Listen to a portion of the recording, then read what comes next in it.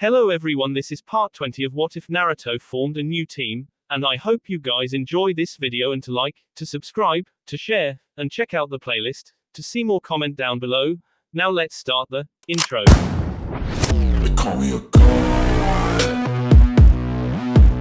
They call me a god. They call me a god. Join my membership, the perks are great. It's in the description.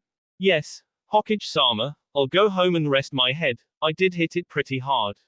Sato waved off Tsunade's concern while stepping out of her office, closing the door behind him.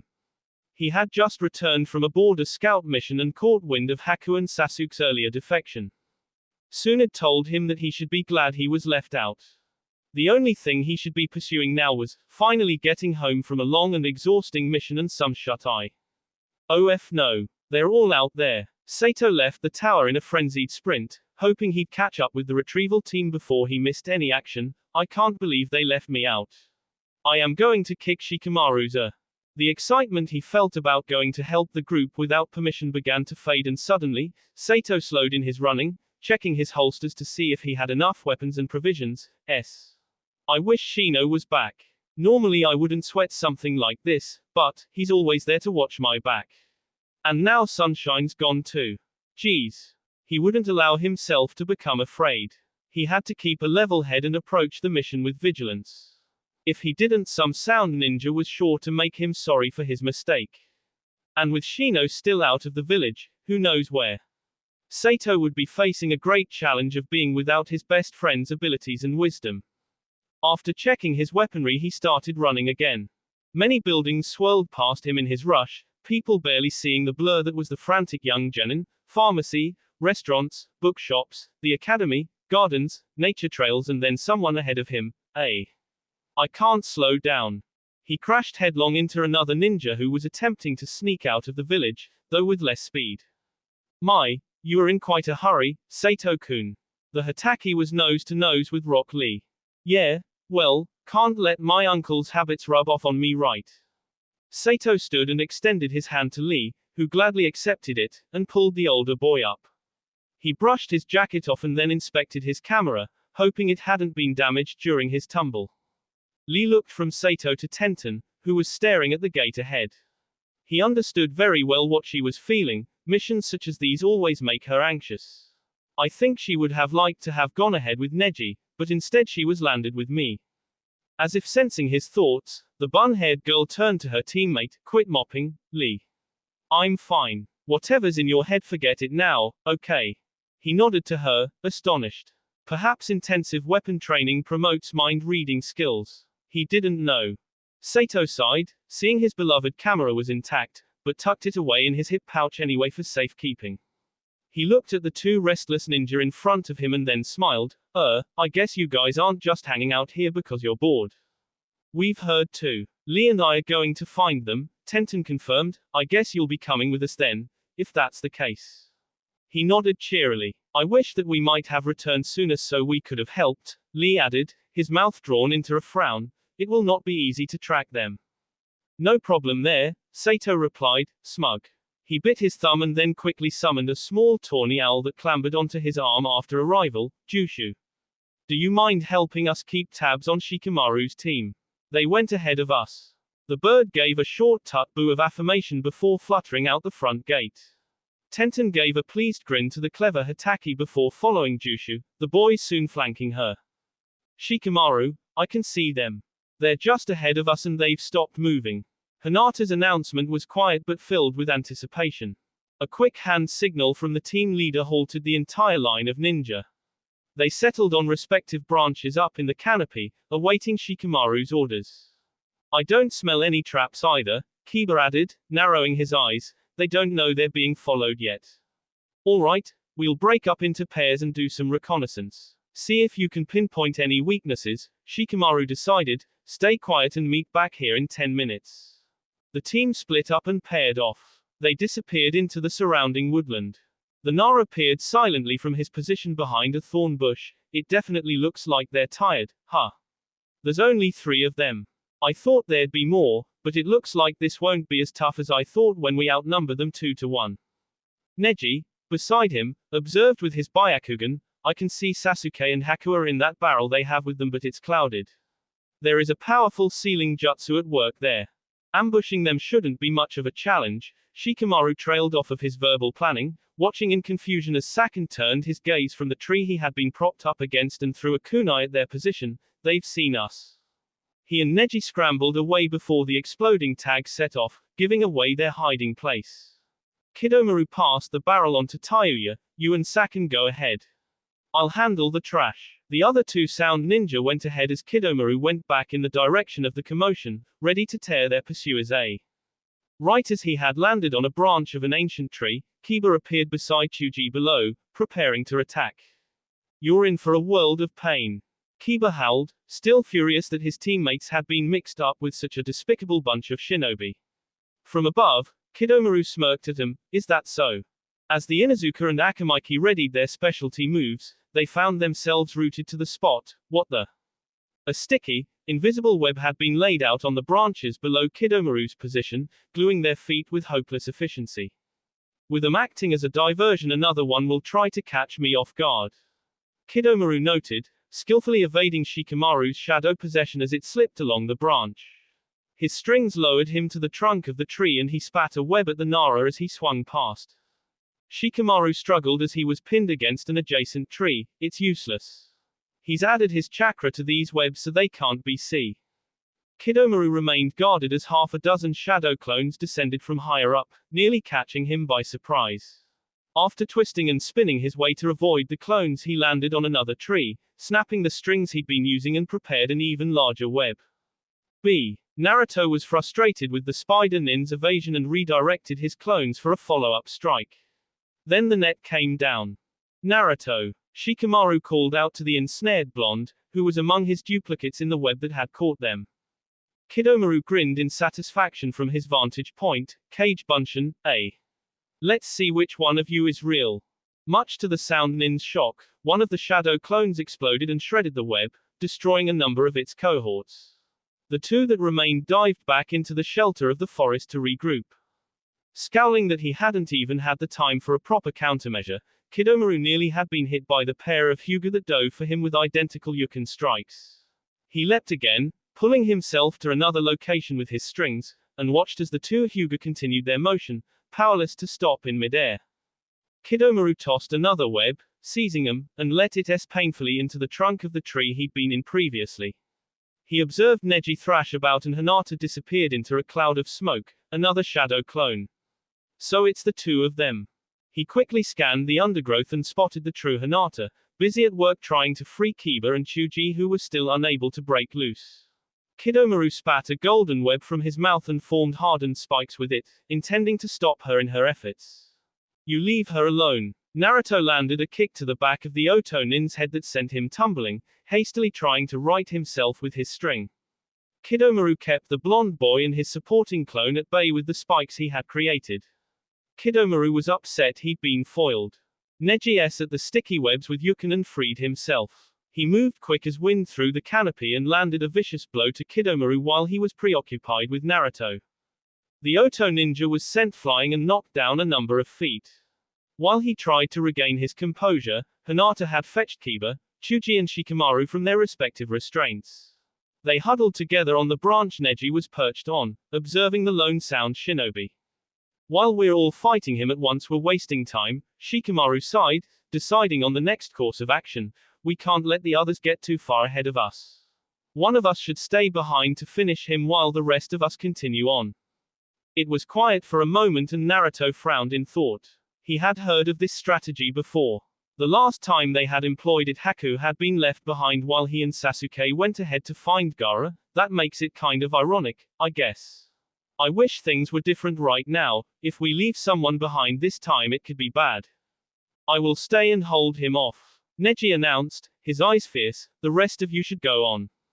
Naruto's eyes widened on the Hyuga prodigy. Neji, wait. Come on. Can't someone else stay? I mean, if you got. All right. Shikamaru agreed. We'll go then. Catch up with us when you finish him. Got it? Neji nodded and then turned to his younger cousin, Hinata-sama. Will you be all right? I will. Her voice was soft, so only he could hear. The pain is not enough to stop me now, Neji-san. He hoped that was true. Before they had left the village he could tell that she had been in a lot of pain. He hadn't said anything because if she had been left behind she would have never forgiven him. Naruto will look after her.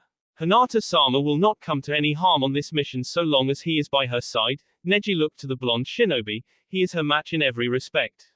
He won't continue on without her. Naruto. The blonde boy looked to Neji expectantly after he'd been addressed. You have better eyes than mine. The Hyuga prodigy told him. Naruto stared at him. An odd feeling filled his see as he listened.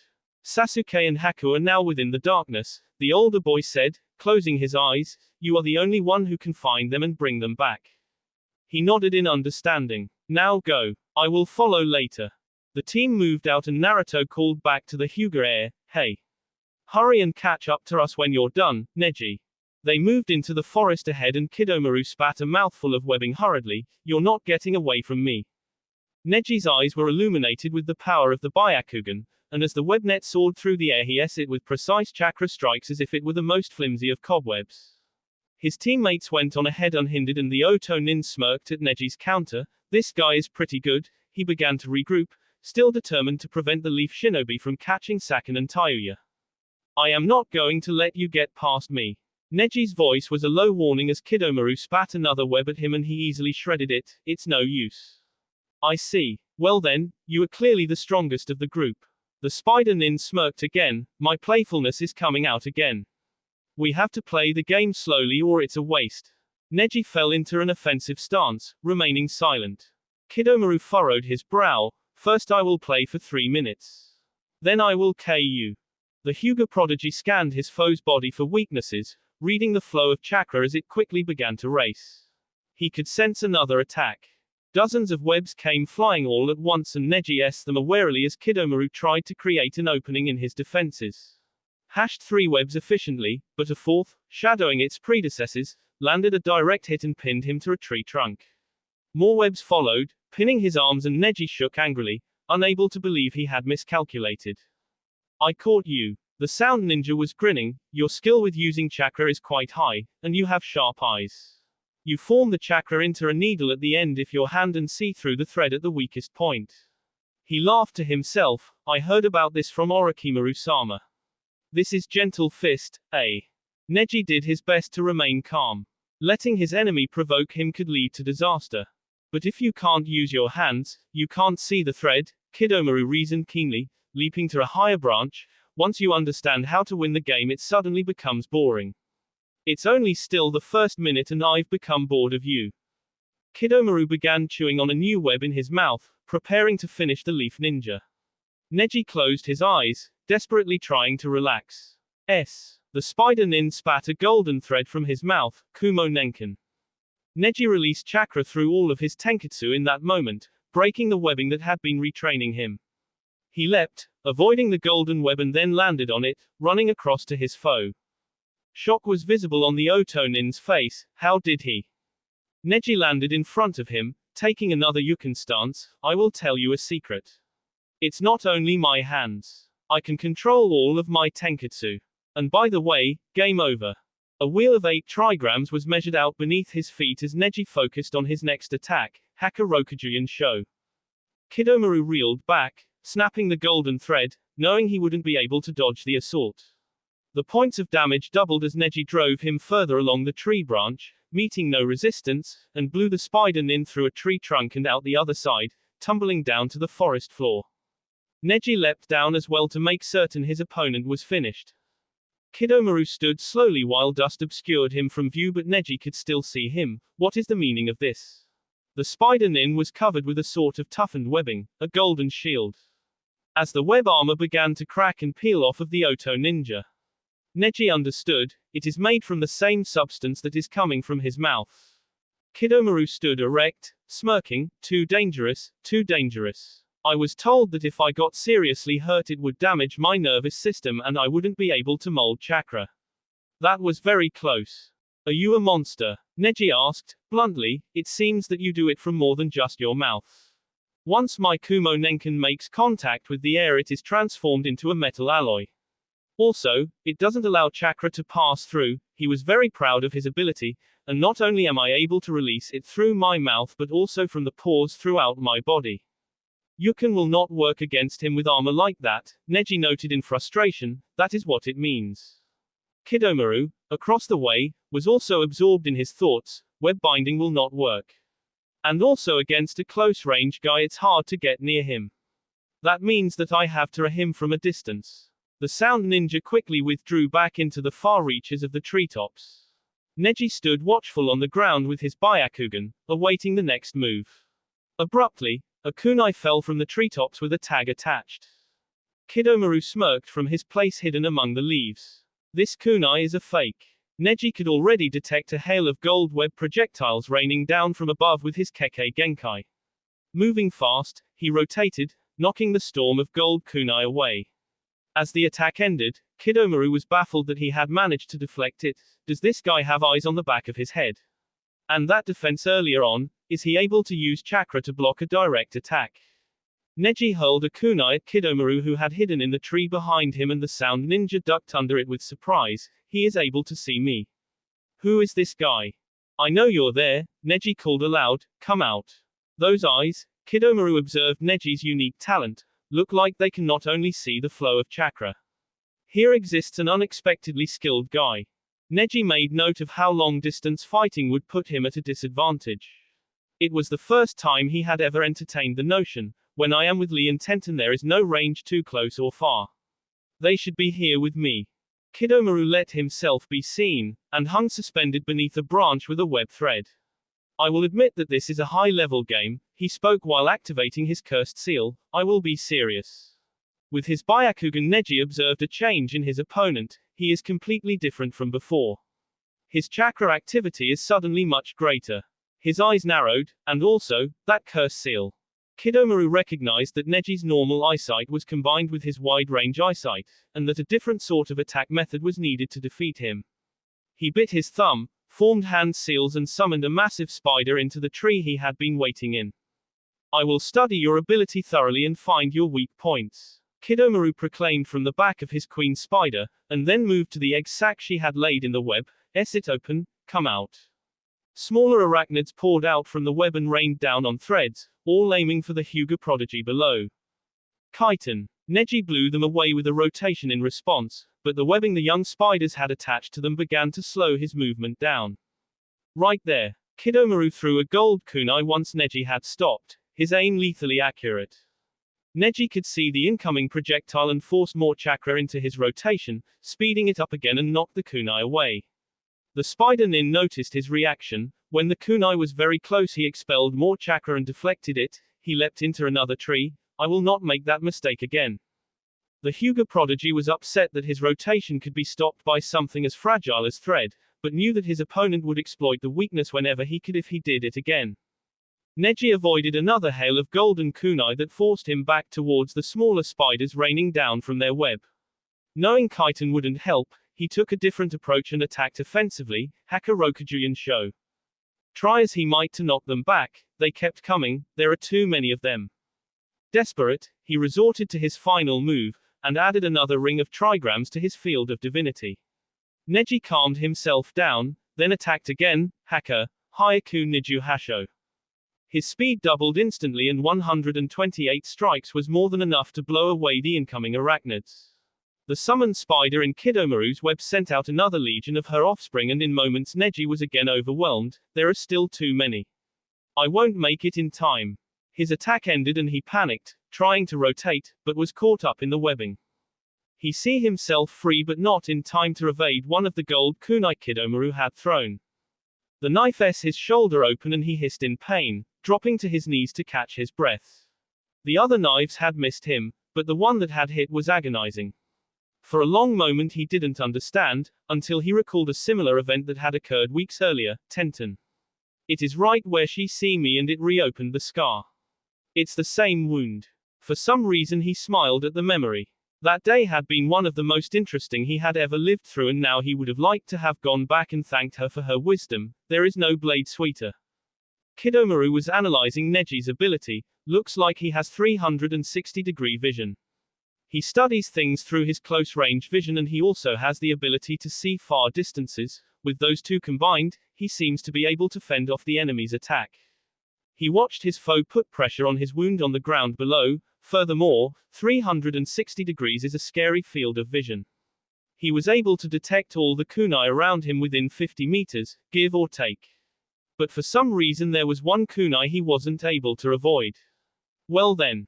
Another wave of small spiders rained down from the treetops, and as Neji prepared to fight him off, his breath hitched. Another kunai hit, just below the other wound he had gotten after fighting Tenten.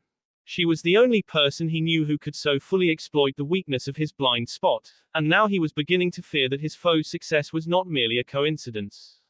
Kidomaru caught on quickly. This time there will be more than ever. He launched a storm of gold kunai, and Neji frantically blocked them along with the spiders. The spider nin smirked inwardly. Now two will hit. Two more kunai landed in Neji's back, and he gasped for air, gripped with agony. His hair tie was snapped and his hair shook loose as he fell face first to the ground, winded. Kidomaru laughed heartily from his hiding place. For your information, I have figured it out. Your defensive technique looks like it has some weaknesses, and that means your dojutsu is not complete. Neji's hand fisted in the dirt. There was no time to waste on resting. His enemy was learning fast and had to be dispatched quickly. He was running out of ideas as to how. He forced himself to stand, shuddering with pain. Such willpower. Kidomaru went on. The game's conclusion is clear now. He watched Neji gain his feet and grinned maniacally. Hey, hey. Are you going to keep up this useless effort? The weak character in an easy game has the fate of S first. You will not be able to beat me. Those words. They made him see faces. Faces that made his heart ache. He remembered when he was younger, a new genin, freshly assigned to his team. He was always bored with fighting Lee, always telling him that he'd never prevail. Tenten had agreed with him, and Lee had always grown more adamant and hot-bee about it. But it changed. With time, Tenten had stopped agreeing. She and Lee had become friends, and he didn't understand it. She had talent when he had none. Neji had thought she was wasting her time. And the day they fought back had confused him, shocked him. The same way Hinata had fought against him during the exam had slowly helped him realize that he had been pursuing something intangible and unrealistic. He was hurting people and they were tired of it. He got tired of it too, especially after Naruto had his pride away to show him that his ways were erroneous. At least then he had tried to take back the words he had said with his actions, but inside he could tell that his friends were still in pain and he didn't know how to fix it. Will I ever know? Can I ever redeem myself in their eyes? Kidomaru commanded his summoned spider to attack, and the giant arachnid leapt from her web, intending to body Neji and crush him with her enormous weight. The spider landed on him and he struck with brutal yuken strikes, quickly blowing her a. The Otonin was grinning. Weak character number 1, destruction complete. He released another round of gold kunai that met their mark, and Neji collapsed again shortly after. Kidomaru stood up on the branch he had been observing the fight from. Well, despite it being I quite enjoyed it. Before he turned away completely, he looked back, and was not pleased to see the Hyuga prodigy struggling to his feet again with several kunai lodged in his back. Neji's breathing was uneven, but he was not yet finished. Some fight remained in him still. The spider nin smirked again, activating his level 2 form. Either I missed his blind spot by the slightest bit, or because I am within 50 meters he detected my attack. I see. So will you entertain me more, eh? Kidomaru's skin had changed color and he had spat out a golden bow that quickly hardened into a functioning weapon. He aimed a golden arrow for his opponent, Neju Saigo, 100%. Damage, at maximum. A third eye opened on his forehead to help ensure he would not miss. He launched and his arrow soared like a torpedo towards the young Hyuga. When it made contact it left a huge crater in its wake. Kidomaru was disappointed to see that Neji had evaded the attack. On the ground, Neji stood panting, his nerves shaken. That was too close. It would have been lethal, but I was able to divert it slightly. He closed his eyes. It is true. He has come to realize the secret of the Byakugan. Kidomaru was confounded that his attack had not struck the intended mark. What is this? The wound visible on Neji's back where the arrow had hit was off its mark. Why did it hit 15 centimeters above the critical point? B dripped slowly down the Hyuga prodigy's arm. He fell again, feeling his energy beginning to fade. It was then Kidomaru realized how his attack had failed, so that's how it is. All this time he has been continuously releasing chakra around him. On such a wide scale. No wonder he was able to detect the arrow as well as change its course with that chakra. He chuckled to himself, to remit chakra on that scale must be a struggle, he won't be able to dodge them without doing so. He isn't making useless attacks. He's using them to gain information. Neji coughed violently while he thought, he's beginning to see the shortcomings of these eyes, impressive. Of all the enemies I have fought he is the strongest. After analyzing the effects of all of his attacks, Kidomaru understood that Neji could not actually see the attacks that were coming for him, even if he was able to partially dodge them. It was a flaw he was going to take full advantage of. There exists a blind spot radiating from a small spot below his first vertebrae. Neji stood again and began to run, pulling the knives from his back as he went. Now that he is aware of the danger he will guard his blind spot more carefully so I cannot hit it, Kidomaru noted, but this is not a problem for me. For him, he can only fight close range and he doesn't have the time to think about how he'll get near me, now he only has time to run. Whether you struggle or not, you will s. He fired another arrow with a thread attached to it as Neji ran. When the projectile connected it left another crater, and Neji had taken shelter behind the trunk of an oak tree, B dripped down to the ground by his feet. His headband had been L by the attack and had fallen to the ground. He stood very still, his cheek dripping B from where the arrow had clipped him. It was then he noticed something peculiar, string. I see, by using this string. Neji's knees met the ground again, his chakra reserves beginning to waver. He was running out of time. Kidomaru was not pleased the trajectory of his arrow had shifted during the attack, so this time I'll add a spin to it so it won't stray off. I can guide it with thread for up to 50 meters so he can't avoid it. Neji stood up again, strong, he's far stronger than me. I barely have any chakra left and I probably won't be able to completely avoid the next attack. Is this it? His mind strayed to when he had fought Naruto in the exam and he smiled. Naruto, what would you do? Neji spoke aloud, it's fine, it's not as if I can dodge it anyway. He held still again, waiting for the spider nin's next move. He stopped moving, did he? He's given up. Kidomaru watched curiously, but I have to make sure. Accuracy, 120%. Destructive force, the most immense. The Oto nin fired his newest arrow, directing it to his near-helpless foe. Neji turned around to face the attack and was hit and dragged several yards back, B splattering everywhere, before the arrow passed through a tree and pinned him against it. Got him. Kidomaru cheered. Neji could no longer feel any pain from his wounds. All that remained was determination, the need to fight back and finish it, even if it meant s. It was all he could do. He took hold of the thread that was still connecting them and forced his chakra into it, preparing a sudden and overpowered Yukan strike. His remaining chakra raced along the string like a bullet train, rushing back to Kidomaru and S into him, knocking him from the branch he'd been perched on. Neji disliked the metallic taste of B in his mouth and desperately tried to ignore it. More still needed to be done.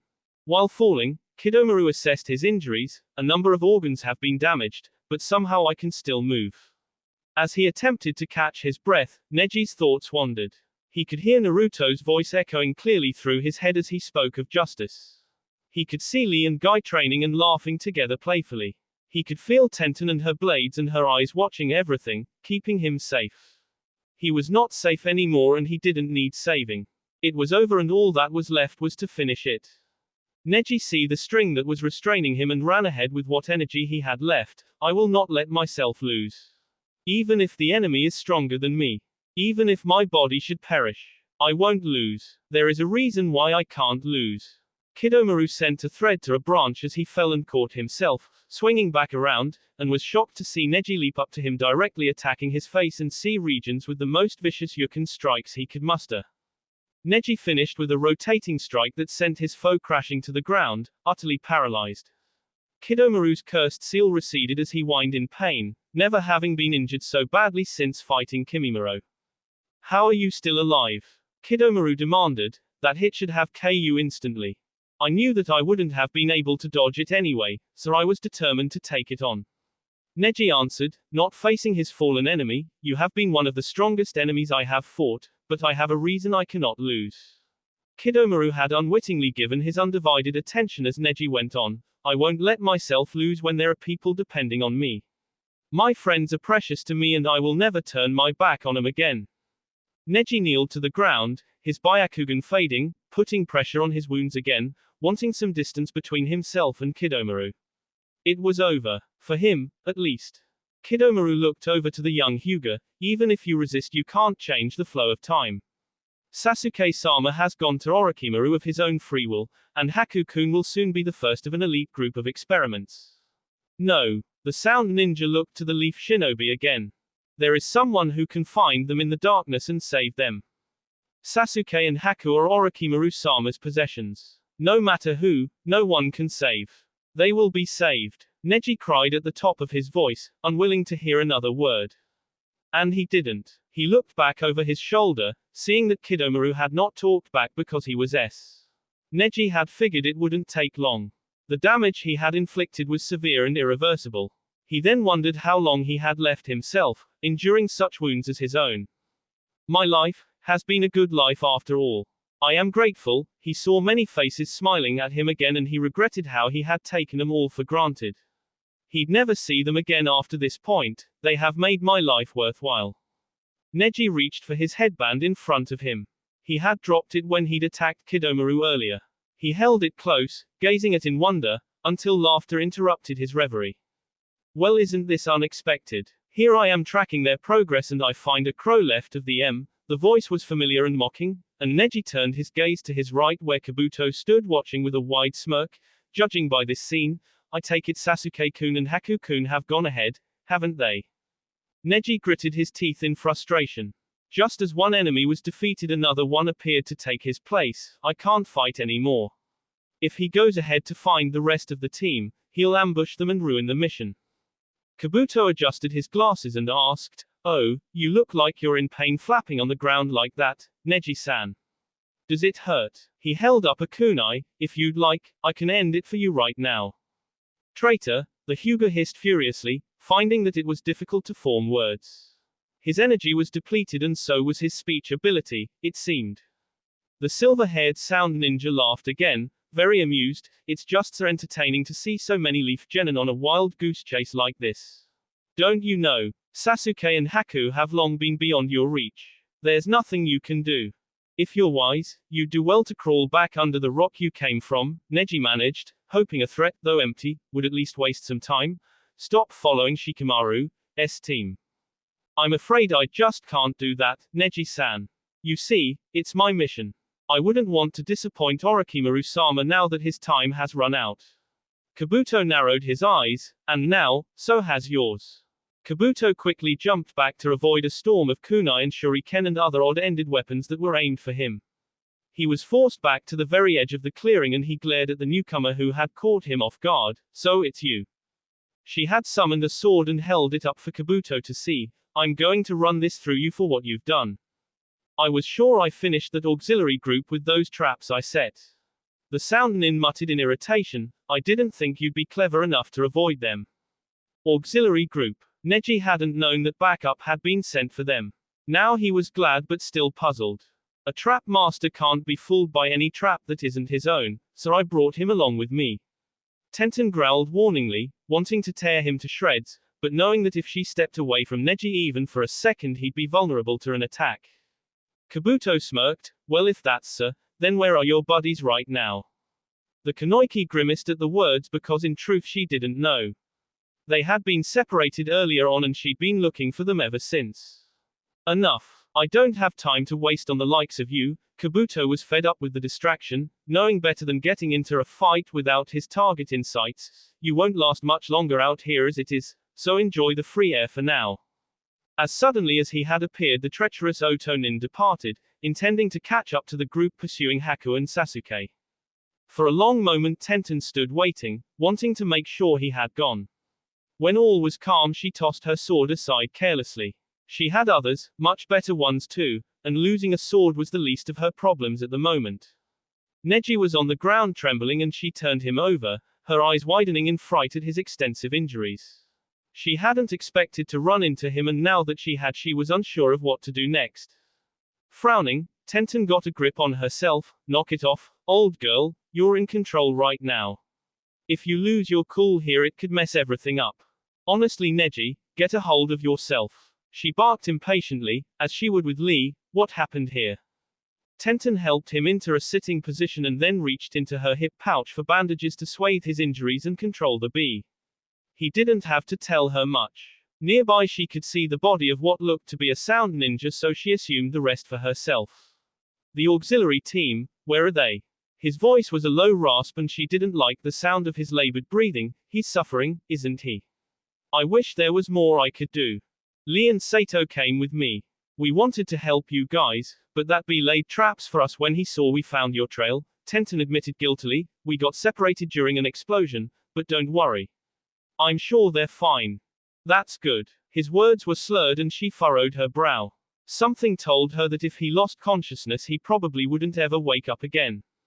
She had done the best she could with the gaping holes in his side, and wasn't able to do much about the multiple wounds on his back. I'm not a medic.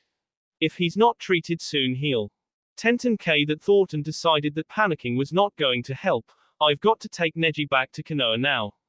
Even if Lee and Sato aren't with me I can't afford to wait for them. She pulled Neji onto her back, coaxing him to wrap his arms around her shoulders, and she easily managed to lift the rest of his weight. Tenten could feel his warm breath on the back of her neck, and decided to use that as an indicator of his health on her return journey. Just stay awake, okay? We'll be back home in no time. Tenten upheld her deceptively cheerful exterior in the hopes he could feed off of it for some extra energy. He answered in the affirmative, but there was no volume to his words, so there was no sound. She leapt back up into the canopy, hoping she wouldn't come across any more Otonin on the mad rush back to their village. Look Lee, I'm sorry, but there's just no sign of her. Sato repeated, trying to keep their search going. We can't waste any more time looking for her. We're losing ground. All of these traps have made such a mess of things. Lee howled angrily. I do not know what I would do if something happened to Tenten. Sato grinned. Hey, she's a tough girl. She can handle it, but right now we should really. His tracking owl appeared and landed on his head. Is there something you want to tell me, Jushu? There's a body up ahead, about 110 meters from here. The small bird replied, a strange accent making it difficult to understand its speech. The young Hataki fell quiet for a moment and looked at Lee, hoping he wouldn't overreact. Lee merely stood there, anxiety written all over his face. Is it a leaf ninja? Did you see? Sato asked softly.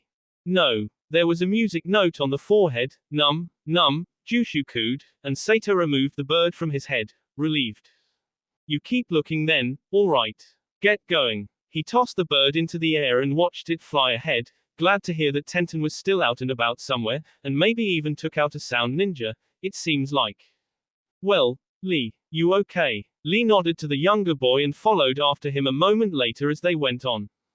Hey sir, there's someone ahead of us. A young Chunin scanned the forest ahead of them with his Byakugan and reported it to his squad leader. Should we stop? Hayat glanced over to him, considering it. Yeah. Can you see who it is, Hikun? His voice was no longer as hoarse as it had been during the Chunin exam. At the time he had been suffering from a sea cold. Hikun and the other two Chunin beside him halted, and he peered ahead into the undergrowth. I don't recognize her, but it's a leaf ninja all right. There's someone with her as well. Hayat frowned inwardly, recalling what Tsunade had said earlier about a number of reckless genin who had gone ahead to join Shikamaru's cause without her consent. He was told to keep an eye open for them, but his primary goal was to find Shizun's missing team. Hopefully it's one of the genin who went out after Sasuke and Haku. We move out now, they may need help. Hayat decided, and his subordinates followed after him in their formation. Up ahead the squad leader caught sight of the aforementioned Kunoiki and rushed to her, recognizing her immediately. Hayat. Tenten addressed him with familiarity when he appeared. It was a habit of hers, especially since her father had been his mentor years ago.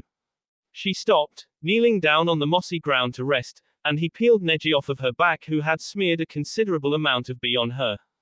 I take it things went unfortunately for you, or for your teammate at least. He was frowning worriedly. His sensei would never forgive him if something happened to his daughter, or not. I lost Lee and Sato earlier. I don't know where they are. Tenten turned to the Hyuga prodigy who was beginning to nod off again. Keep it together, Neji, we're nearly there. Hikun knelt down beside the Hyuga heir, his eyes filled with concern. Neji-sama. Who did this to him? I don't know. I found him like this. Tenten's voice cracked, and she pulled back on her ever-mounting emotions. I couldn't do anything for him. We don't have a medic nin with our team and his injuries are very bad. He needs to get back to Leaf now. Hayate handed Neji off to his fellow Hyuga. Hikun, take Neji and Tenten back to Konoha and make sure they get treatment. Make sure they stay there, too. But I'm fine, I can still fight. Let me go with you. No, Tenten, not this time. Hayate overrode her. You've done good work so far, but right now your friend needs you. Just do as I say and go back now. Tenten sighed and then nodded, knowing better than to go against his orders. He was a seasoned Junin now, and not the awkward Chunin teenager she remembered from her childhood. Hikun had pulled Neji over his shoulders as one would a lamb, and set out after Tenten had joined him. All the while she stared ahead, unable to bring herself to look at the Hyuga heir. Dawn was approaching, but darkness still blanketed the forest with shadows. Tayuya and Saken were huddled beside the barrel, trying to rest for the night while they still could. Exhaustion had slowed them down and they had realized it could take 2 days or more to deliver Sasuke and Haku, realistically speaking. Kidomaru has not returned yet and there are 5 or more Leaf Ninja out there still following us. Saken's wit was as sharp as ever. Until Kabuto arrives, we won't be able to put up much of a fight if more Leaf Ninjas show up. Something told him that Kidomaru alone would not be able to fend off against 6 angry enemy ninja. Until the sun rises we can rest easy, though, he thought, letting his chin rest against his sea. The Leaf Shinobi are probably all huddled up around a fire at this very moment, licking their wounds. Tayuya gave a violent jerk and started from her sleep, her wide eyes settled on Saken. He gave her a questioning look. A thin metal wire had been tied to her hand before she had fallen asleep. It was connected to a network of other wires scattered across the ground surrounding them in the forest clearing. She had woken when the wire trembled, and something told her it wasn't just some passing deer. With all the traps we set, a deer would be blown her into a venison dinner. Something had evaded the traps and gotten too close for comfort. No dumb animal could do that. She motioned for Saken to stand up, but by then a number of ninja had already infiltrated the clearing and dove at him, forcing them to leap aside to dodge the attack. Saken was astonished. How can they navigate in the dark? There's no way they could get this close without us noticing. He then noted that things had only gotten worse once the entire team had them surrounded, 5 of them, much to his horror. It was a chaotic frenzy in the dark as kunai were tossed haphazardly and 3 forerunners wrestled with the unwitting sound ninja who were guarding their barrel. Wait, it's me. Sometime during the confusion, Chuji had knocked into Naruto, being his sight and hearing was less than useful, but Kiba had kept up the assault while Hinata and Shikamaru prevented them from getting away. A few blasts of sound had knocked them all back and Tayuya turned around, her eyes widening in shock before she let out an otherworldly screech. It's gone. The M got it somehow. Saken turned about to see that the barrel that they had been so fiercely protecting had suddenly disappeared. 2 ninja scuttled past him and he wheeled about, at them with a kunai, and was surprised to see the team leader and the kanoiki of the team revert to puffs of smoke, shadow clones. There are only 3 of them that are actually here. The other 2 went ahead with the barrel. Saken concluded, hissing to his partner, let's go. He and Tayuya abandoned the clearing to follow the escaping Nara and Hyuga. After a moment of composing themselves, Naruto and Chuji followed after Kiba, who was following Shikamaru's scent. Naruto was troubled. I thought those clones would fool them for a little while longer, but they still figured it out. They would have noticed eventually, so there's no use belly aching over it. Kiba answered, Akamaru agreeing from his place within his master's coat. It was difficult navigating the dark without Hinata, and Naruto and Chuji stayed close to Kiba for fear of being lost in the inky darkness and having to grope around for their missing teammates. Ahead, Shikamaru was grinning broadly that their plan had worked so well. Great work, Hinata. You're our secret weapon when it comes to an ambush. Thank you, Shikamaru, but they're getting closer, she replied nervously. I think they've realized our doppelgangers are fake. No worries, he reassured her, with Kiba following our scent and Naruto and Chuji ready to pound the living daylights out of those 2 sound ninja, with the ones with the upper hand. I doubt they'll catch up. Sunlight at last peeked over the horizon and illuminated the once impassable wood, and Shikamaru noted that if Saken and Tayuya did catch sight of them, their chase would be much easier with visibility quickly increasing. While leaping through the thick canopy together, a shadow descended upon Shikamaru and his assistant, and Hinata gave out a cry of alarm as a third enemy ninja moved impossibly fast to Shikamaru, knocking him away from the barrel with ease and sending him crashing into the trunk of an old cedar. Shikamaru popped his shoulder back into its socket and scowled. There's no way we could have been caught when we're so far ahead. How did? Hinata threw herself at the unknown sound nin, beginning to close off several vital tenketsu, and then reeled away in shock as she see her hand on something, but couldn't tell what. I don't understand. I targeted only his abdomen and he is unarmed. So how is this possible? She held her ground, unwilling to surrender the barrel so easily after they had worked so hard to retrieve it. Hinata applied pressure to the gash on her palm, staring at the otonin and realized some other force was at work. Akamaru leapt through the treetops, planting explosive tags on numerous tree branches where they'd be hidden out of sight for the incoming sound ninja still pursuing their stolen barrel. Hurry up, Kiba, Chuji called. He and Naruto were already moving ahead. Kiba went to follow them, but Saken had appeared earlier than expected and drew out a wire from a failed trap that they'd set up the night before. Before Akamaru could get away, the wire had wrapped him against the tree branch he had planted an exploding tag on. The sound ninja smirked, planned on blowing yourself up, little dog. Akamaru. Frantic, Kiba turned back to rescue his ninken and Naruto looked on in horror as the tags began to go off. Kiba wait. Tayuya evaded the explosions and moved on without Saken. Her partner rushed at Kiba who was busy prying Akamaru free from his snare. After a few seconds the tag detonated, and blew the two ninja and the small puppy out of the oak and over the side of the cliff at the tree's base. Naruto watched helplessly as the Inuzuka disappeared into the gorge with Saken. Damn it. Should I go after him? I don't know if he can handle that guy on his own. Naruto, come on. She's caught up to Shikamaru. Chuji urged the blonde boy on, don't just stand there, we'll come back for him later. Nodding in agreement, Naruto followed after Chuji, hoping Kiba would be alright until they returned. Shikamaru had called Hinata to stand by him until he had devised a plan on how to take the barrel back from the unknown sound ninja. She obeyed, and watched as Tayuya descended, looking reverently at the shinobi she had earlier attacked, Kimimaro. The white-haired man looked to the sound Kunoiki, displeasure clear in his voice. You're too late, Tayuya. Her eyes were wide. From behind her, Chuji and Naruto came to stand beside Shikamaru, inquiring as to what had happened and who the new guy was. And also, what happened to the others? You were once part of the Sound 5, now those numbers are dwindling. Kimimaro added to Tayuya, his face stoic. Why are you? Tayuya didn't understand how he could still function as a ninja. Your body was wrecked by illness. I am no longer moving by using my body. He replied, I am moving with the power of my spirit. Geez, you're living beyond your time, she muttered, amazed at how long he'd lasted. I am beginning to understand. It is the feeling of only existing with the mind, without the bondage of a body. Kimimaro patted the top of the barrel. It is like touching a part of Orochimaru-sama's dream. Orochimaru. Naruto growled. The mere mentioning of the name made him furious, wanting to tear into the bee for how he had tea his friends. These containers are essential to that dream. The bee that Orochimaru-sama truly wants, but you all were a bit too late. A look of failure descended upon Tayuya's face. She knew that a reprimand was imminent after not having delivered the specified bee to Orochimaru before he had to switch bee. He had to resort to taking someone else's, and not one of the two he'd long been interested in.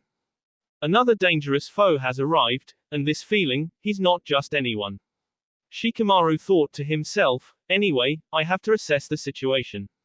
If we are careless and attack without thinking, he didn't want to think about what could happen. Naruto stood silently beside Hinata, awaiting Shikamaru's orders. He too could tell that Kimimaro was no foe to be underestimated. Kimimaro spoke to Tayuya again. Tayuya, the reason why I have not KU is that you must survive to accomplish a mission. And my mission is to take that to Orochimaru-sama. He gestured to the barrel. Isn't it too late? She asked again, wondering if it was worth the effort. I told you, these are the bee Orochimaru-sama truly wants. He answered. So, They're containers for the future. Then, she understood and turned her gaze to the four-leaf ninja watching her. These pieces of trash I leave to you, Kimimaro announced and then turned, taking the barrel and moving ahead through the canopy. We can't let him get away, Shikamaru growled in frustration. Listen, Naruto. You and Hinata track him and get the barrel back. Chuji and I will hold off the girl. The blonde boy nodded and then turned to the Kanoiki of the team. Ready, Hinata? Of course. She followed after him as he made a dash to pursue Kimimaro, and Tayuya immediately tried to intercept them. Don't even try it, you worthless pieces of s. Chuji. Shikamaru was counting on his friend and was not disappointed when the Akamaiki summoned a monstrous strength and hurled a tree at the last sound ninja, forcing her to dodge and preventing her from stalling Naruto and Hinata. Shikamaru watched the divided half of his team until they disappeared into the forest ahead, then turned to Chuji who was on the branch beside him. Why is it that I'm always stuck fighting some girl anyway? Naruto moved swiftly, following Hinata as she led the way with her Byakugan. Though it was currently 2 against 1, he hoped the rest of the team would catch up to them soon. If it's just me and Hinata-chan going after this guy, it could be bad. Something about him is giving me this awful feeling. Naruto-kun. Hinata paused on a branch and he did the same, giving her his attention. He stopped moving. There is a large clearing ahead of us where he is waiting and her voice became quiet, I think, he expects us to fight him. Does he? Naruto wasn't threatened by the idea, we better not disappoint him then.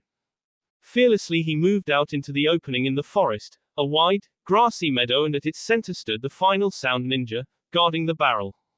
His blank expression made the blonde boy uneasy. If he couldn't read his opponent's emotions, it would make a fight more difficult. Hinata stood beside Naruto and deactivated her bloodline limit, trying to remain calm. It was their last chance to retrieve the barrel, and if Kimimaro continued ahead, she was sure they wouldn't be able to stop him. Just to left, the white-haired man spoke. 2 mice run to the falcon. They cannot see that what they seek is lost. Give Haku and Sasuke back. Naruto yowled, his features beginning to sharpen. I won't let you take them. They are not yours to have. These vessels belong only to Orochimaru-sama. Kimimaro's voice was dreamy. Do not interfere. If you chose to stand between Orochimaru-sama and his dream, I will kill you. Naruto's expression darkened. Clearly this ninja was obsessed with serving his master. He had to approach the situation cautiously if they were going to succeed with their skins intact. Hinata, you're going to have to stay back while I take this guy, the blonde boy said softly. Look for any weaknesses he might have, and if you see an opening, take the barrel and go. But I won't leave you behind. Please, don't wait for me. If you fight him too and get hurt, then, I don't know what I'd do. Just go ahead without me, okay? Naruto was not giving her an option. Reluctantly, she agreed, yes. With no further preamble, Naruto sent a number of Kage Bunshin to test Kimimaro's defenses, curious as to how he fought. In a matter of seconds he was shredding them with a bone protruding from his palm that was sharpened to a point. Yeesh, he's fast. He can take out my clones without even trying. Naruto resorted to his newest tactic and detonated his last remaining clone, catching Kimimaro off guard in the explosion. Hinata observed with her Byakugan and was shocked to see that the Oto Nin shook off the blast easily. Though it had burnt his hair and clothes, his skeletal structure is so dense, he was barely scathed. Kimimaro brushed flecks of dirt from his jacket, so hasty. He looked up to see the blonde ninja charging at him with a fully formed Rasengan. From an instant analysis of the technique, he decided that he wouldn't weather it if he didn't counter, and drew out the humerus bone from his left arm, Tsubaki no Mai. Naruto met him head-on, grazing his arm with the spiraling sphere. Kimimaro countered, S downward with his bone sword and a vertical mark down the boy's C. They pulled away from each other, and where the Rasengan had torn away, much of Kimimaro's skin bone plating was visible beneath it. Naruto covered the B gash with his arm. If I get too close with the Rasengan, he'll just S me up. How am I supposed to? Kimimaro was moving again, unaffected by Naruto's earlier attack, intending to flay him. Hinata joined the fray, unwilling to wait any longer. She and a trio of shadow clones surrounded the Oto Nin, all combing forces to inflict 64 points of damage.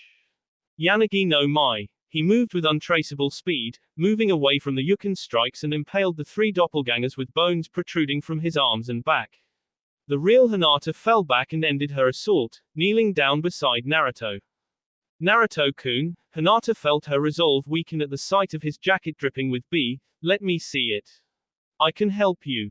It's fine. It's healing up pretty fast anyway. He was smiling at her consolingly, and upon letting her view the wound, she was surprised to see that his rapid healing ability was already sealing up the gash. We're going to have to keep our distance for a while. He just shrugs off whatever you throw at him. Nervously she nodded, wondering how they'd manage it. If we get too close, he won't hesitate to KO us. Kimimaro raised his bone sword into an offensive position. My next dance will finish the both of you at once, and then Orochimaru-sama's dream can finally become a reality. In the background on the opposite side of the meadow, the barrel gave a great shudder and then violently burst, releasing dark purple smoke that had been contained within it. Kimimaro paused and looked back to the emerging leaf ninja curiously, staying silent. Naruto watched as well as the smoke began to slowly dissipate. He could hear laughter, which unnerved him further, and only caught a short glimpse of Sasuke rushing ahead once the smoke had cleared. To his relief, Haku had not moved an inch, but had his back turned to the blonde boy. Haku-kun, Naruto shouted, his voice cracking slightly. Haku-kun, it's me.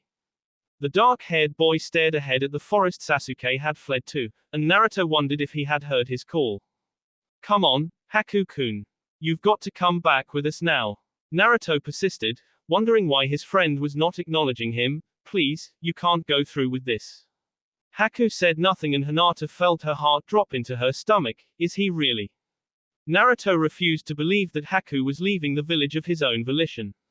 It simply wasn't something that he'd do, but now, after having chased him to the far reaches of the Fire Country and beyond, he was beginning to consider that maybe Haku had been tempted by whatever Orochimaru had offered him. Haku-kun. His voice was panicked and he made a start to run to his friend, but Kimimaro took a step forward, raising his bone sword again. Naruto halted, frustrated and anxious. The dark-haired boy turned partially to look at the blonde ninja. He was silent, and when his gaze met Naruto's, sadness was clear in his stormy eyes. Something was wrong, and it appeared, much to Naruto's horror, he wouldn't be able to do anything about it.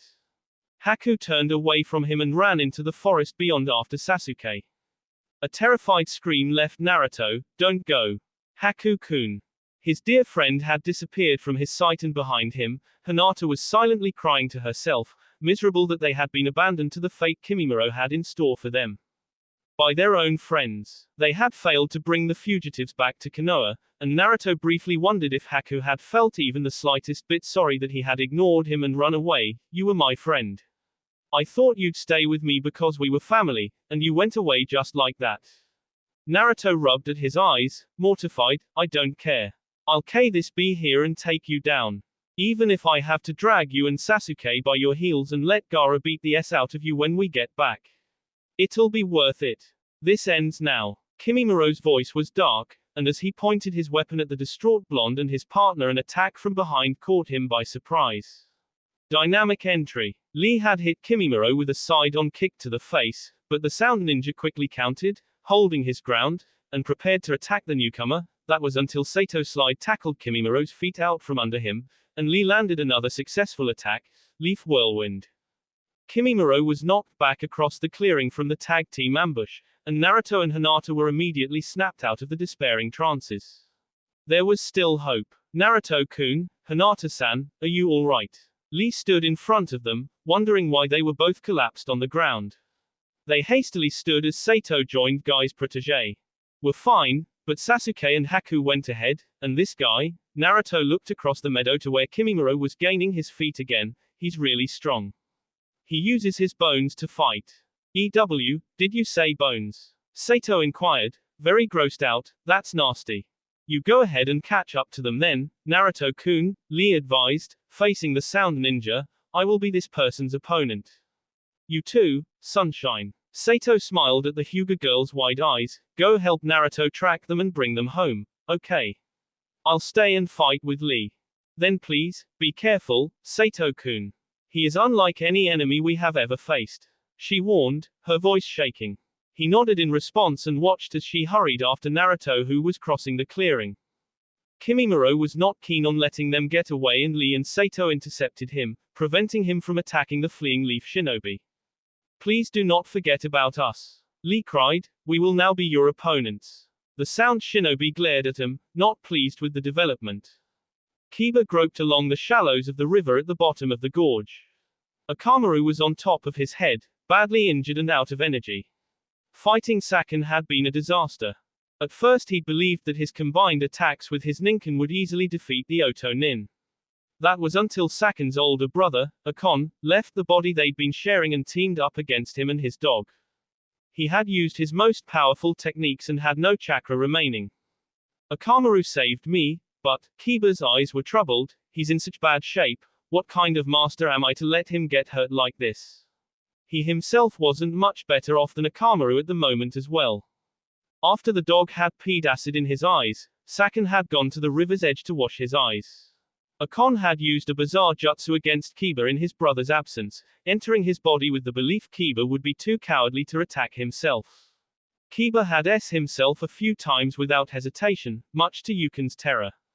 Though it was a self-inflicted injury, Akon had shared his pain and was quick to abandon the crazed Inuzuka's failing body.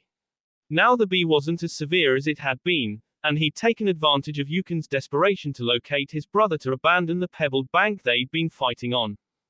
Hang in there, Akamaru, we're almost there. Kiba crooned. A forested area was visible ahead. He'd take shelter there and rest while he could, hoping his enemies wouldn't discover him so severely weakened. His mind wandered to his teammates and he felt sick to his stomach. Sakura-chan would be furious to see us this banged up. I just can't believe Sasuke ran off with her like that, though. I'd thought it was harmless, but should I have done something about it sooner? Now that she's in danger. A growl rose in Kiba's tea shortly after, and Sasuke, I'd thought he was alright. We got along pretty well for the most part, but he always hid what he was feeling. He never talked much, but he was my friend, wasn't he? Does he really think so little of us? Kiba clambered up onto the muddy bank and back onto dry land. He knew that by dripping water it'd help his foes locate him should they come to look, so he created a false trail while he was still wet. After drying himself off, he chose a completely different place to hide, and then rested at the base of a tree. He sat with Akamaru in his lap, stroking the dog's ruffled fur. I'm sorry, Akamaru. There's really nothing more I can do except protect you now. I'm no good. If I can't keep you from getting hurt, what could I be able to do for Sakura and Sasuke? Kiba laid back and sighed, knowing he didn't have time to be remorseful. He tuned his senses into the surrounding forest, wary of the sound ninjas sent. It was sickening how Yukin's laughter pierced the air that very moment. Now don't you look so terribly pathetic. Kiba's eyes widened in shock. He stared to his left to see that his opponent had reappeared and was no longer suffering from his wounds. How did he get here without me noticing? Akon gestured to the coat he was wearing, which was in fact Kiba's. See this. You discarded this a ways back. I knew that you'd be keeping track of me and my Anaki's scent, but certainly not your own. Why would you worry if you were smelling yourself, I thought. He laughed again. Oh, it was all too easy. The Inuzuka scowled at the blunder he had made. Now that he was no longer able to fight, he'd be easy prey. Ahead, Saken had arrived, and unlike his older brother he was still in his cursed seal level 2 form. He grinned a fanged smile at Kiba from his place across the clearing, ready to rest now, dog breath. Akon crouched down on the ground leisurely to watch his brother's finishing move. He was just as delighted, if not more so. Saken charged with a kunai in hand and Kiba sat very still, helpless, and held his puppy close to his sea. I'm sorry. Quite suddenly, Saken had halted. Kiba stared up at the confused Otonin's face and watched in bewilderment as he turned and rushed at his brother instead. Akon blocked the kunai strikes and was howling in indignation. What the hell do you think you're doing? It's me, you idiot. Saken knocked his brother across the clearing with a super-powered kick. I'm not doing this. Kiba felt something in his head click and he felt many times safer than he had. Frustrated by the confusing issue, Akon entered his brother's body again, and Saken froze, fiercely fighting against the power controlling him.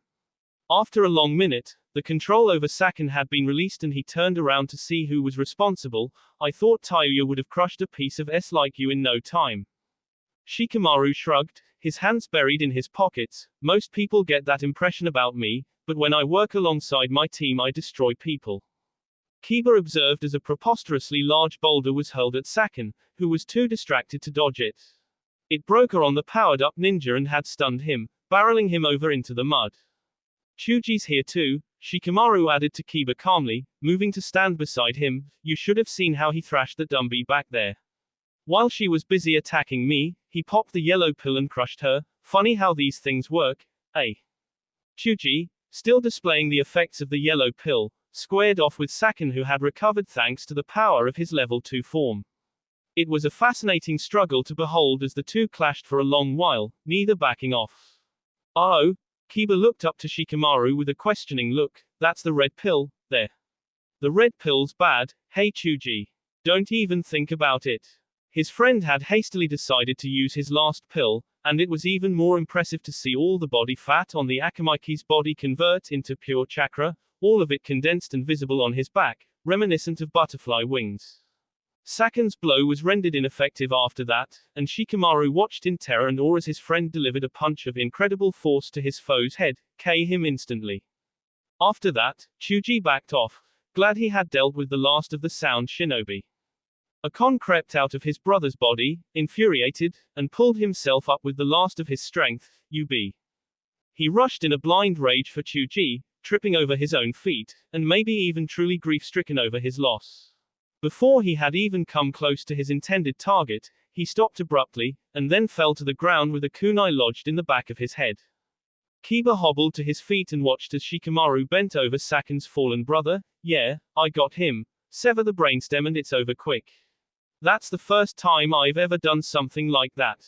What about Chuji? The Inuzuka asked, and Shikamaru glanced over to his best friend whose chakra was beginning to fade.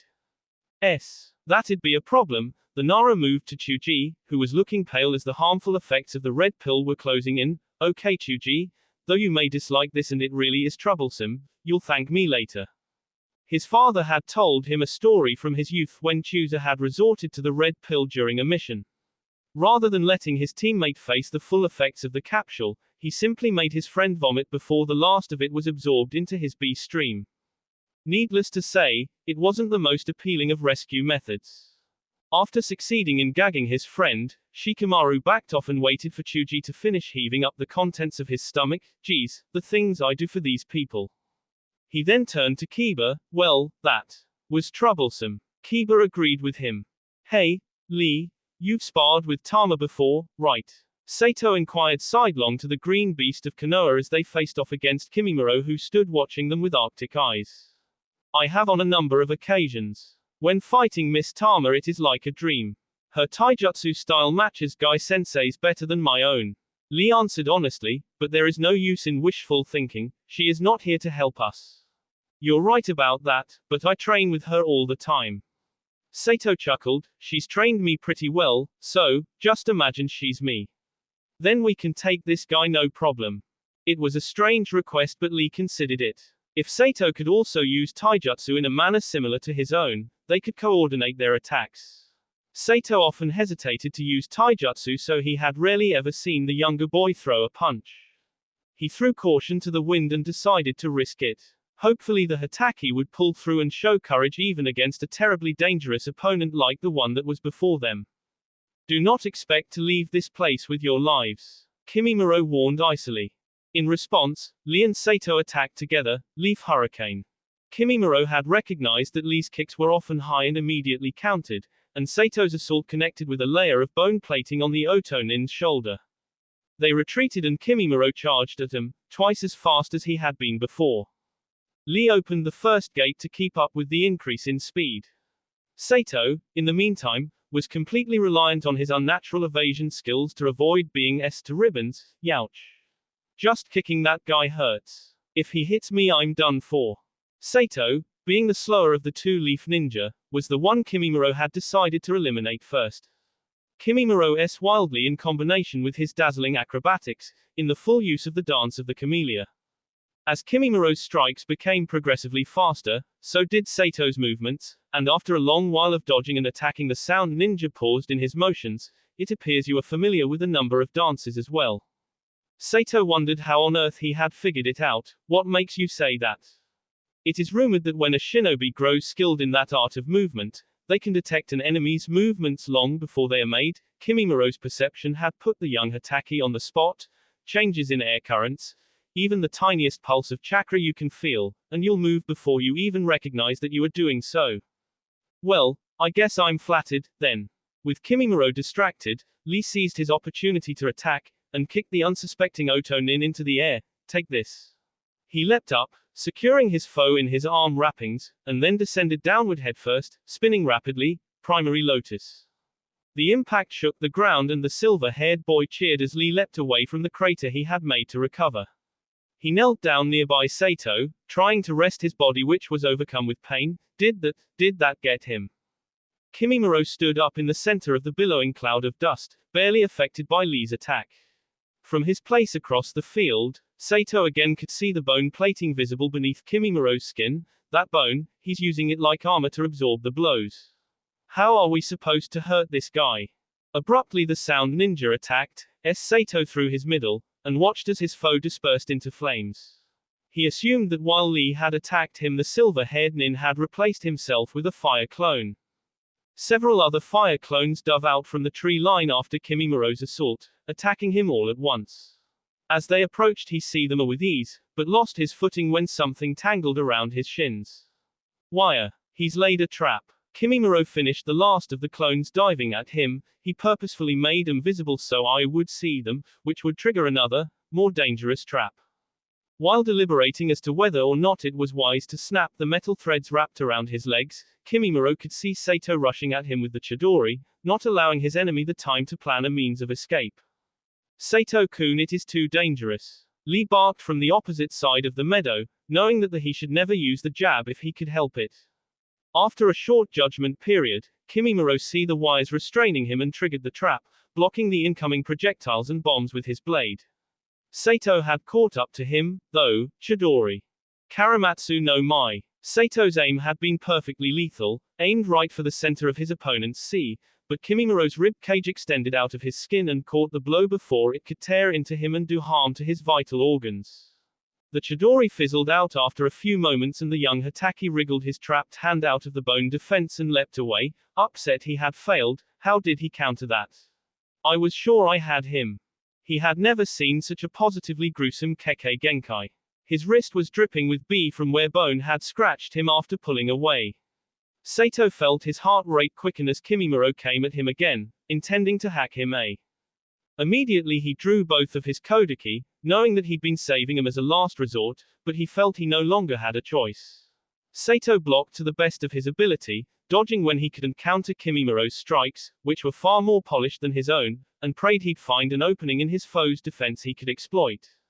He is not as weak as he first appeared. Kimimuro wasn't pleased to see that the silver-haired boy's skills were an excellent counter to his own. I will make him submit. The sound shinobi leapt backwards, rounding on Lee, and fired small bones from his fingertips as if they were bullets. At such a speed, they'd easily K his target, and Lee was still in too much pain to move. Beams of white light soared across the field and met the bones before they reached Lee. The heated, white chakra burned up the small bones and Kimimuro turned back to see that Sato had not left his friend unguarded. Sato held up his blades. See these. They're my ni Hako chakra too. Only Hataki chakra will awaken the special properties in the metal. Special properties, Lee muttered, finding it perplexing. Twin chakra sabers. They have not been in existence in a long while. Kimimuro had heard of the ninja who used their white chakra in battle. Something so outdated will be of no use today. Sato cringed. Kakashi had inherited his father's blade when he was young and according to him, he had not used it since his days as a newly promoted Junin because swordsmanship requires more discipline than I have patience for when I could be reading Ika Paradise.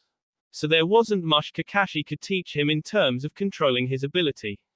Sato did what he could and went to Tenten to learn the fundamentals of Kenjutsu, but she had grudgingly told him that she would not be able to help him learn to channel his chakra into the blades. He struggled for a long while during the preliminary rounds of the Chunin exam to unlock the ability. Even by the final rounds he had still been hopelessly pursuing the elusive talent that was his birthright.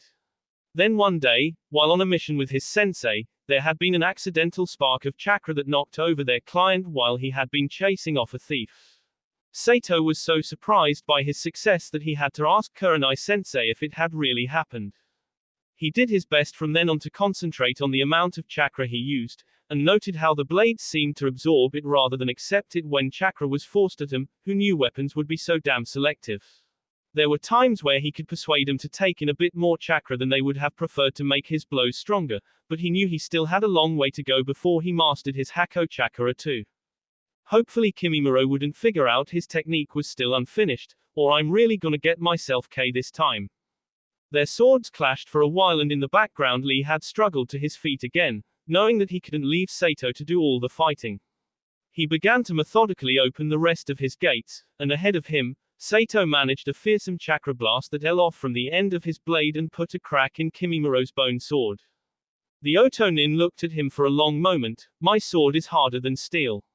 You've accomplished something no one else has by scarring it. He activated his level 2 form after that, intending to be serious. So I shall now privilege you with something no other ninja has been witness to, and lived.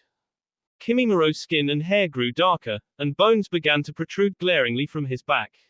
He glanced to the young Hatake, his eyes hooded by the black markings on his face, and his lizard-like tail thrashed excitedly. Suddenly Sato was no longer a match. Kimimaro's movements were too quick and vicious to predict, and in the course of a few moments, Sato had been repeatedly, several times in his left arm and both shoulders. He leapt away, seeing that the Otonin's attack had only been a warning. Next time he'll aim for my vitals, this is it. I've got nothing, there's no way I can beat this guy when he's already stronger than me, and keeps getting stronger. You will now. Kimimaro said simply, raising his bone sword to attack again. Neither of them had seen Lee move. Once he did, it had been after he had released the fifth gate, and had immediately gone to rescue Sato, who was floundering, trying to cope with his numerous wounds. The silver-haired boy watched in awe as Lee kicked Kimimaro around like a rag doll with a speed that the Otonin could not match. He wondered if any of the hits his friend was landing were effective when Kimimaro's bone armor was still in the way. Lee's speed was tearing gashes in the ground, and when Kimimaro began to predict Lee's moves and counter them, the green-clad ninja decided it would be prudent to end his assault swiftly. Reverse Lotus. Sato had to run to avoid the cataclysmic meteor that was Lee pummeling Kimimaro, and watched in bewilderment as half of the meadow was torn into a smoldering wasteland as they crashed down to the ground. A number of trees had toppled over, and when the attack was through, Sato could see Lee retreating, exhausted, but his foe was nowhere in sight. The young Hatake sprinted over to his friend, unnerved by how he was shuddering in pain. I'm not hurt that bad at all, but when Lee opens his gates he's really doing himself in. Sato-kun, I don't think I will be able to fight anymore, Lee admitted, his voice shaking. He was spent and the pain of 2 Lotus attacks was beginning to overwhelm him. Sato was inspecting his wounds, glad the bee had slowed. Hey, don't worry Lee. You finished him for sure. I don't think we'll be fighting anyone else after this once we go ahead to find the others. Sato sat down beside the older boy, panting, grateful for some rest. Across the field, in the huge crater Lee had gouged out from his ruthless attack, Kimimaro pushed his way up from under the rubble and debris, muffling a number of deep coughs that were evidence that his illness was catching up to him. I do not have much longer, but I will not allow him to take what belongs to Orochimaru-sama. Sato was speechless as the near-indestructible sound ninja moved again to even ground, and removed his spinal cord to use as a weapon that appeared whip-like in function. He just shakes off every hit. Every attack is useless. Lee was also shocked. He had truly believed the fight was over. Okay, I guess I'm just going to have to wrap this up then, Sato concluded, his expression grim. Lee, find a safe place to hide and rest. I'll finish this crazy bee. But you should not. Get going already. Sato barked, summoning an owl and leaping up to land on him. Lee watched the young Hatake rise into the air and knew it was best not to argue. He retreated back into the forest, knowing he'd be of little more use in a fight. Kataiku, listen. I'm going to need your help on this one since this guy is really tough. Sato explained, can you go down there and rough him up? If you can't, then don't. I don't want to hit you by accident. Are you doubting my skills? The owl snapped, annoyed. I will do as you ask and not come to harm, if that is your wish, but do not discredit me, you reckless hatchling. Sato accepted the second chain scythe Kataiku offered him once they reached the appropriate allude, and the leaf nin leapt up, preparing his attack. Kataiku abandoned his charge and plummeted back down abruptly, talons stretched for Kimimaro below. A bird is challenging me. Kimimaro observed, not at all threatened by the creature's size. A bird that strays from the air is AS1. Kataiku loomed over his target, keeping his position in the air to prevent a counterattack, razor down. A few beats of his formidable wings rained down hundreds of lethally sharp feathers, all expertly aimed for the Oto Nin. Kimimaro see them before they could hit him with little effort, but the summoned animal was not about to give up. Wind release, bursting air bullet.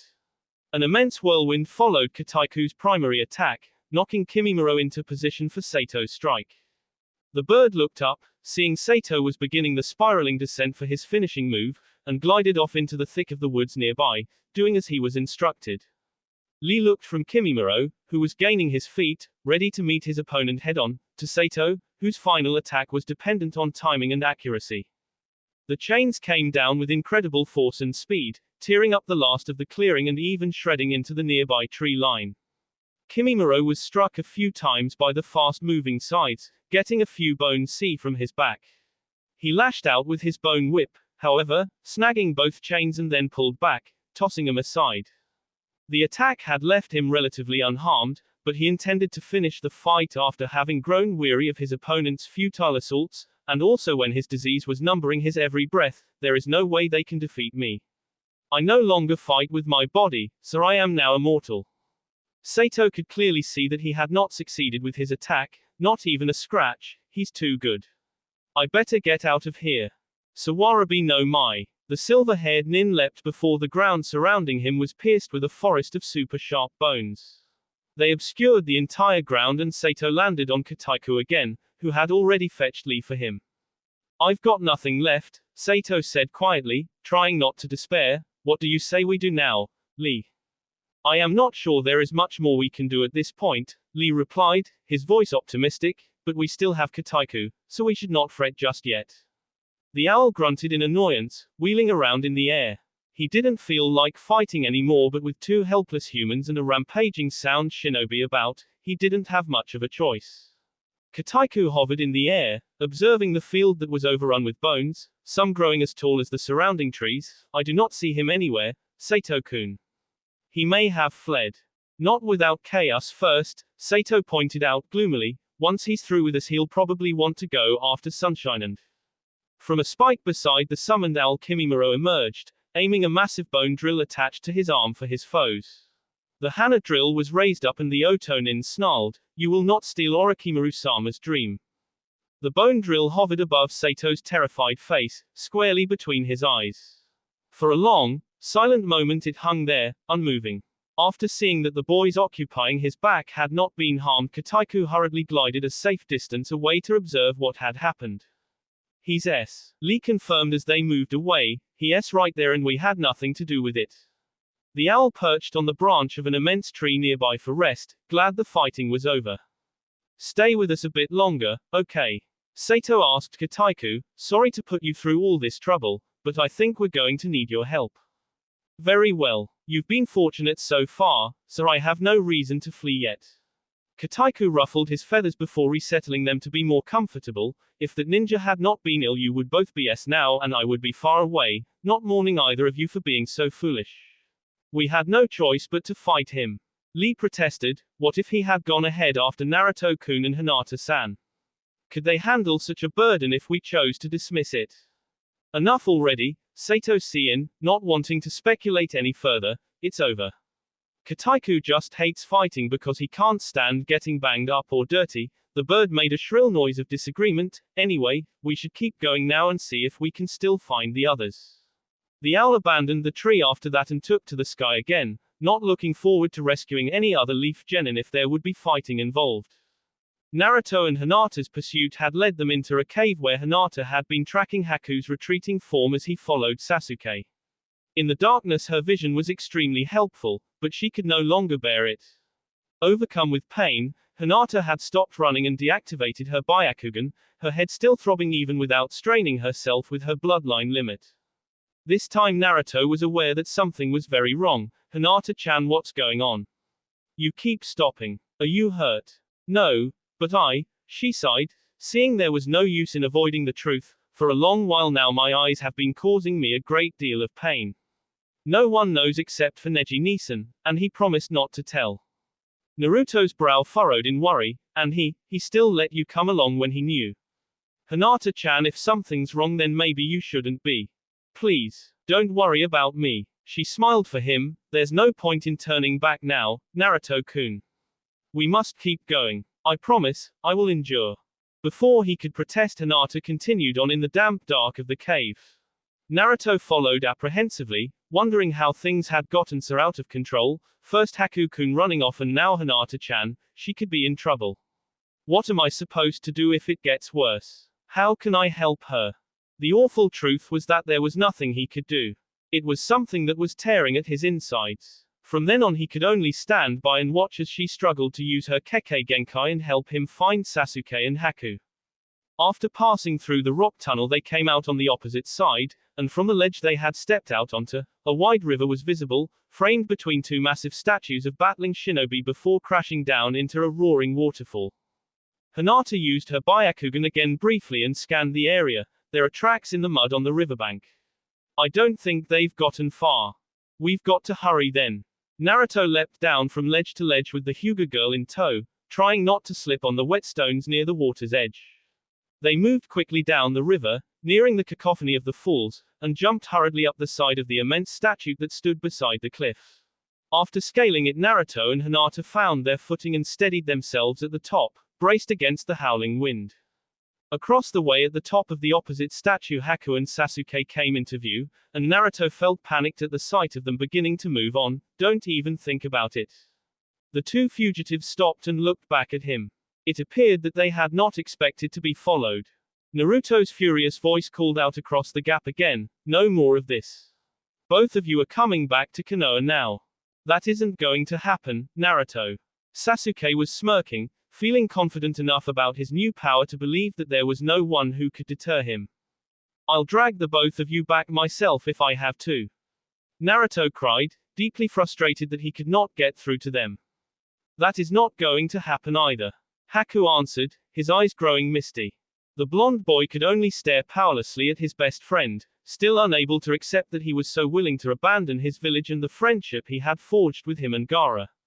He wished that there was something he could say that would make him change his mind or help him remember how much he adored the Leaf Village. But something in his gut told him that he had misinterpreted something. No one is going to be dragged anywhere when it is not necessary. I think we all understand what is and isn't proper between fellow shinobi by now. Haku glanced to Sasuke next to him. Going back is something we can do on our own. Sasuke did not return his gaze as Haku spoke again. Sasuke, going to Orochimaru is a grave mistake. He only knows how to make others suffer and he certainly won't give you the power you're seeking. I'm going back to Leaf and you will come with me. So the only reason you followed me this far was just so you could bring me back yourself. The Uchiha inquired and smirked, you think you can actually take me on if you have to? Haku's expression grew solemn and he didn't respond. Naruto watched and felt a horrible guilt settle in his sea. He should have known better. All his life he had lived with Haku and when it came time for him to trust his friend he had faltered. Haku-kun, I'm sorry that I doubted you. Naruto's apology was heartfelt, I really thought that you were going to. The dark-haired boy smiled back at him, don't worry, Naruto-kun. I understand. This is all my fault actually. I'm sorry that I made you upset, Naruto-kun, but if you didn't believe that I was truly going to Orochimaru then Sasuke wouldn't have either. Haku thought inwardly, now that I've come this far I can fix things, I must. Go back if you want, I don't care. Sasuke grunted, turning his back to the water nin, but I won't be going back so don't bother. Haku frowned in worry, if his attitude stays this way it will be difficult to bring him back without force. Now isn't it so very appropriate that everything is going to be resolved at the Valley of the End? Kabuto chimed in from a rock ledge beneath the statue Hinata and Naruto were perched on. It took a while for me to track you all, but it wasn't very hard. Kabuto's here. Naruto was not at all pleased to see him. Another sound ninja had appeared, and Naruto knew very well how strong the treacherous ninja could be. The bespectacled shinobi looked up at Naruto, I wouldn't listen to your friend when he's so deeply mistaken, Naruto-kun. He doesn't realize yet that he's going to be joining Sasuke-kun on his journey to the Sound Village. Keep dreaming, UB. The blonde boy snapped in response, not wanting to take his eyes off of Haku and Sasuke, who were too far off to hear what Kabuto was rambling about. Kabuto then looked to Hinata and chuckled, I wonder if you knew that I ran into the other Hyuga out here. Neji-Nisan, Hinata whispered, and both she and Naruto became uneasy. They hadn't considered that Kabuto had encountered their friends on the way. It was interesting to put the egotism of the Hyuga on the line, Kabuto went on, seeing he had struck a nerve. That boy was too proud to beg for his death, so I spared him the embarrassment and finished him quickly. Hinata's hands flew up to her mouth as she tried to silence her horrified cry, Neji-Nisan. He found it amusing how easily distraught the girl was. Think of it this way, Hinata-Heim, you don't have any more companion in your clan when it comes time to pick the next head of the Hyuga clan. He paused, and the others that came after you are probably all S by now as well. You're a sick bee. Just shut the hell up. Naruto bellowed, not wanting to hear another word and yet feared that it could be true. The pretty girl who came to help your beloved cousin at least S with a bit more dignity. Kabuto added, watching in satisfaction as something in the young girl's face snapped at the mentioning of Tenten. Infuriated, Hinata leapt down the statue without a word, chasing Kabuto as he retreated up the river. Naruto suddenly found himself torn down the middle and he promptly called out to her, Hinata-chan, come back. She did not heed his call. Haku could see the two ninja racing in the opposite direction of the falls, and recognized that Hinata would not last long on her own while acting so rashly. He called out to his friend, Naruto-kun, please go get her. We'll be fine over here. Grateful that Haku was granting him the opportunity, Naruto nodded, and then hurried after the hysterical Kunoichi. After having defeated Sakin and Akon, Shikamaru and what remained of his team had backtracked a ways and then stopped to rest, still struggling to regain their energy. Chuji was still enduring the excruciating effects of his food pills, even though the worst of it had been buffered by Shikamaru's earlier interference. The Nara watched his friend while he sat wordlessly, not looking like his usual, plump self. He has to get back to Konoha soon to get some of Dad's antidote. Even if it's not bad now, he can't go much longer without it. He also had to put into perspective Kiba's less than adequate health. He had a number of C and S wounds, and Akamaru, he could see, was even worse off than his master, and while we're all too exhausted to drag ourselves back to Konoha for help, who knows what's going on with Naruto and Hinata up ahead.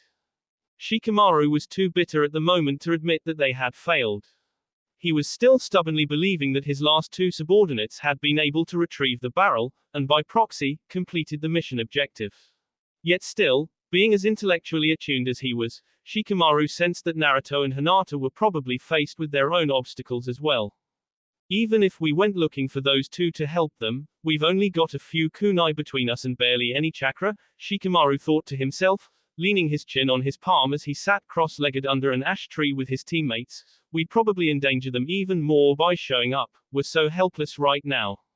If another sound ninja shows up, we're as good as S. He glanced over to Kiba, who was beginning to nod off, too drained to withstand consciousness any longer, and while we sit here we have no idea where Neji is, or what happened to him, for that matter.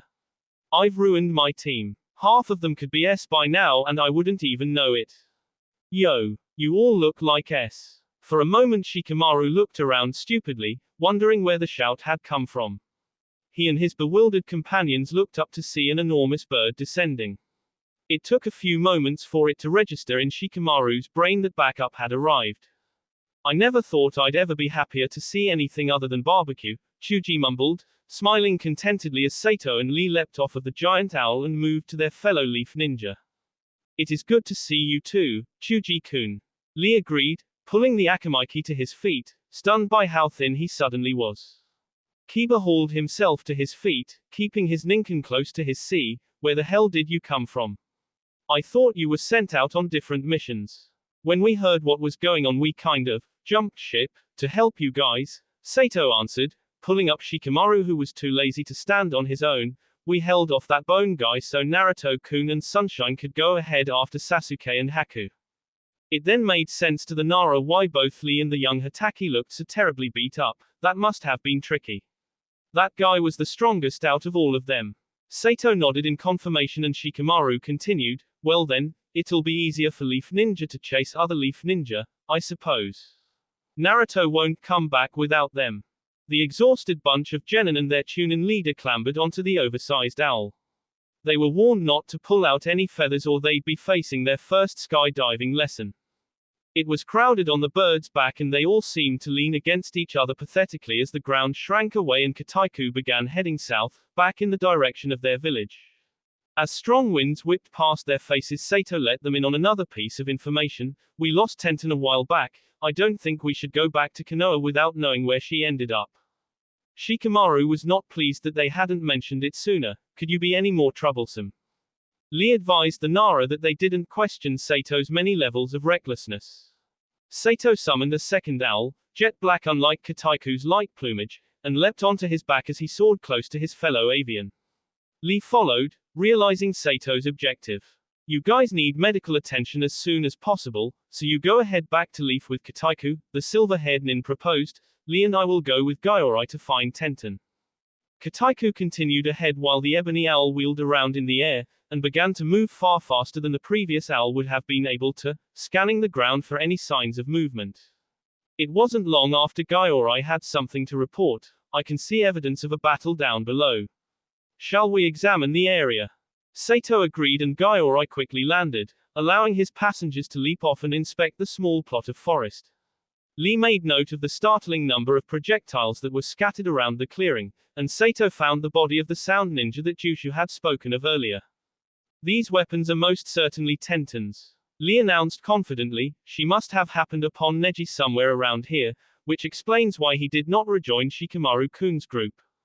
Sato didn't like the look of the many bee puddles dotting the ground. Well, that's definitely a relief.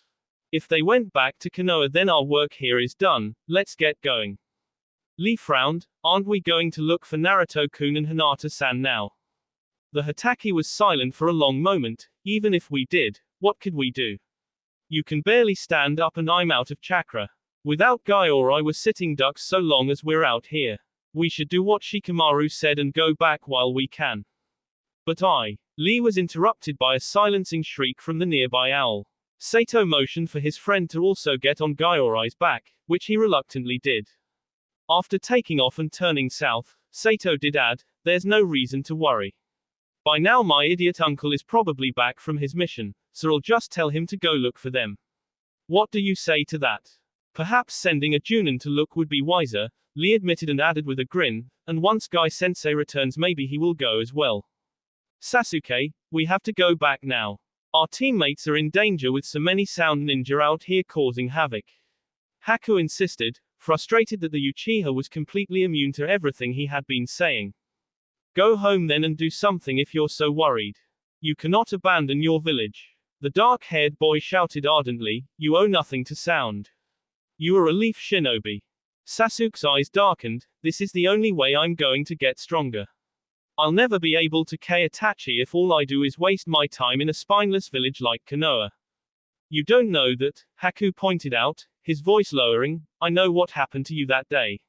I was there. I can see why you want revenge so badly, but when you go about it this way you're putting people's lives at risk. As it goes, lives aren't worth much these days, the Uchiha growled. My brother didn't much care about the consequences of our entire clan. Who are you to lecture me? You don't know anything. It was silent on top of the statue for a long while. We are the same, Haku said softly. When I was young my father and my mother before trying to kill me.